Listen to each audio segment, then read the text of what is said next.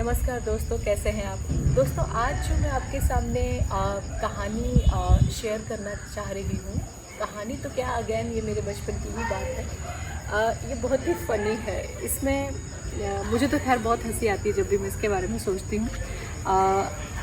देखते हैं आपको हंसी आती है कि नहीं। इसमें क्या हुआ कि मैं छुट्टियों के दिनों अपने दादी जी के घर गई हुई थी। आपको पता ही है कि मेरा गांव संधोल में है और मेरे पापा जयसिंहपुर में जॉब करते थे, तो उन्होंने मुझे दादी जी के यहाँ छोड़ दिया और वो वापस चले गए। मैं दादी के साथ कई दिनों तक रह लेती थी। मुझे बहुत मज़ा आता था वहाँ पे। मेरे बहुत सारे फ्रेंड्स थे, हम सब लोग मिलके बहुत मस्ती करते थे। नदी भी जाते थे नहाने के लिए। और नदी का भी एक किस्सा है, वो मैं आपको बाद में बताऊंगी। आज तो मैं कोई और ही बात शेयर करने जा रही हूँ।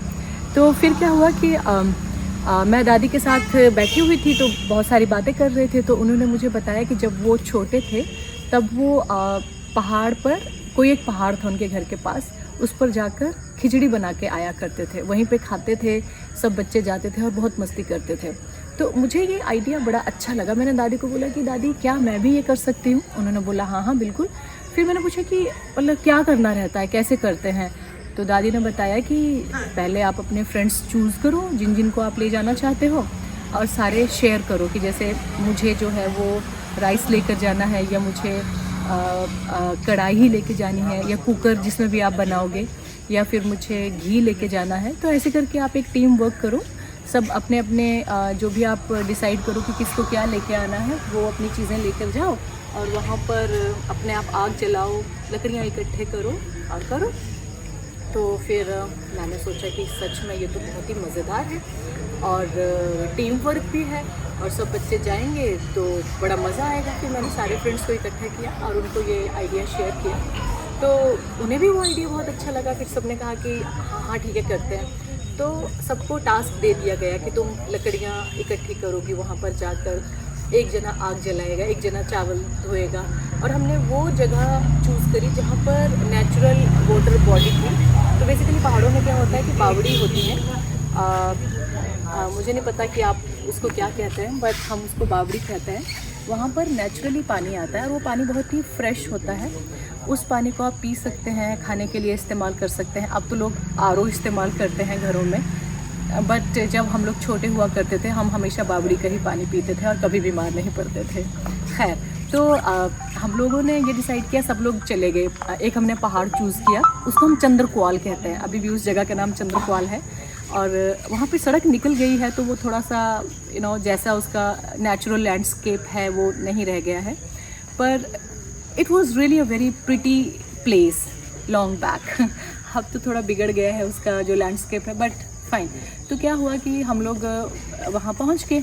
अब जी हमने पहले तो बड़ी मेहनत करी, बड़े बड़े पत्थर इकट्ठे किए। फिर एक नेचुरली वो जो जैसे चूल्हा होता है ना, जैसे 2 पत्थर रख दिए और बीच में लकड़ियाँ रख दी। तो वो सारा सेटअप हमने किया। उसके बाद हमने आग जलाई और फिर आग जलाने के बाद हमने अपना कुकर वगैरह उसमें रखा। और कुकर, मेरी दादी ने मुझे ये बताया था कि जब कुकर रखो तो उसको डायरेक्ट आग पे मत रख देना, नहीं तो वो पूरा काला हो जाएगा और तुम्हारे सारे हाथ गंदे हो जाएंगे। तो मैंने पूछा फिर कैसे उस चीज़ को अवॉइड किया जाए। तो उन्होंने कहा कि ये राख ले जाओ, जो लकड़ियाँ जलाने के बाद जो राख बचती है उसमें पानी डालकर उसको ऐसे गीला कर लेना, उसका लेप बनाकर कुकर के चारों तरफ लगा देना और उसके तलवे पे भी लगा देना, तो उससे कुकर काला नहीं होता है। मैंने कहा वाह, ये तो बड़ा सही आइडिया है। तो फिर हमने वही सब किया जो उन्होंने बताया था। और उसके बाद जी हमने सब बच्चे जो जो चीज़ें लेकर आए थे उनको सारे इंग्रेडिएंट्स इकट्ठे किए, अच्छे से धोया और खिचड़ी बनाई, और खिचड़ी बन के तैयार हो गई। अब सारे लोग बड़े एक्साइटेड कि अब भाई खिचड़ी खाने का टाइम आ गया। तभी अगला टास्क ये था कि हम प्लेट्स तो लेकर नहीं गए थे। तो एक पेड़ होता है, मुझे उस पेड़ का नाम भूल गया। उस पेड़ के बड़े साइज़ के पत्ते होते हैं, वो पत्ते हमने तोड़े, उनको धोया और सब बच्चे एक लाइन में बैठ गए और फिर हम वो सर्व करने लगे जो खिचड़ी हमने बनाई थी।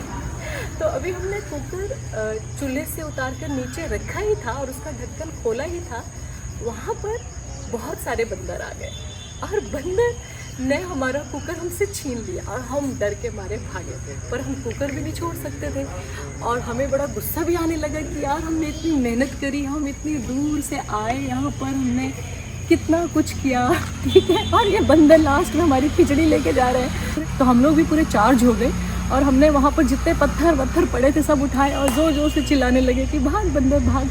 और फाइनली वो भागे भी, पर जब वो भाग रहे थे कुकर उठाकर, और मैं बहुत सरप्राइज्ड थी कि इतना गर्म कुकर ये कैसे उठा रहे हैं। पर you know they were so wise, उन्होंने उसको हैंडल से पकड़ा था, एक ने इधर से एक ने इधर से, पर बीच में छूट भी रहा था। तो जितनी बार वो छूट रहा था खिचड़ी बार बार नीचे गिर रही थी। और फिर हम लोग लाइक मतलब ठीक है, हमें समझ नहीं आ रहा था, पर हम जितनी कोशिश कर पा रहे थे हम कर रहे थे उनको भगाने की। और फाइनली वो भाग तो गए, लेकिन जो कुकर भरा हुआ था वो पूरा आधा हो गया। और फिर हम लोग डर भी गए कि अब क्या करें, यहाँ पे तो बहुत सारे बंदर हैं और हम लोग छोटे भी थे, यही 7वीं 8वीं क्लास में पढ़ते थे। तो डर भी लग रहा था, पहाड़ था कि कहीं ये बंदर हमें यहीं से पकड़ कर नीचे न गिरा दे। तो हमने फिर वो कुकर उठाया और फिर घर के पास ले गए।